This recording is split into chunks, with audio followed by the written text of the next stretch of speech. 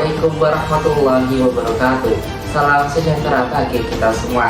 Halo pemirsa, nama saya Muhammad Ihsan kembali hadir di acara Sinan TV, menyajikan informasi yang aktual, terpercaya dan bermakna. Hari ini kami akan membahas sebuah peristiwa viral tahun 2023 lalu. Seorang pemuda bernama Bima Yudo Saputro lewat akun TikTok atau Bima Cirebon yang mengunggah video berjudul Alasan Lampung Tak Maju-Maju yang mengkritik kondisi pembangunan di Provinsi Lampung. Video tersebut penuh berbagai reaksi, baik dukungan maupun kecaman. Namun yang menjadi sorotan adalah langkah hukum yang ditempuh terhadapnya, menimbulkan banyak pertanyaan tentang batas kebebasan berpendapat di era digital. Simak selengkapnya hanya di Sinan TV.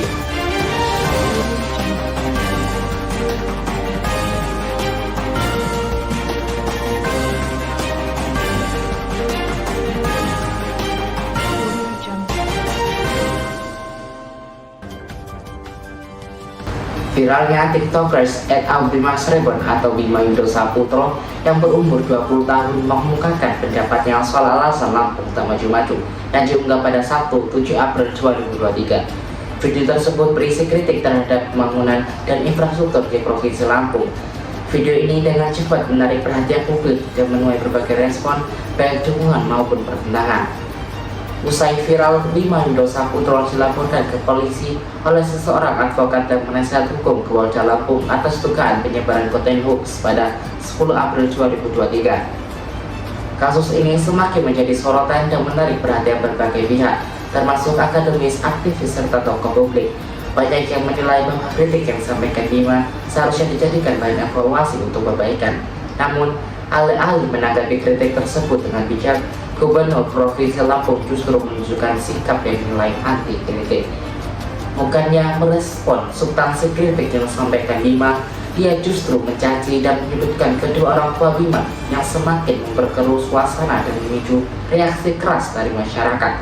Sikap ini menimbulkan perdebatan lebih luas mengenai kebebasan berpendapat dan bagaimana kritik terhadap pemerintah seharusnya ditanggapi. Meskipun ada laporan terhadapnya, Bima tidak pernah ditetapkan sebagai tersangka.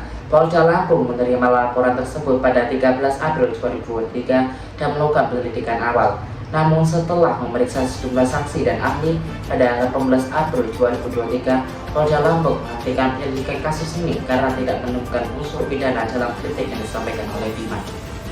Kritik yang disampaikan Bima seharusnya dilihat dalam konteks kebebasan berpendapat yang dijamin oleh Pasal 8I ayat 3 Undang-Undang Dasar 1945 yang menyatakan bahwa setiap orang berhak atas kebebasan berserikat, berkumpul, dan mengeluarkan pendapat.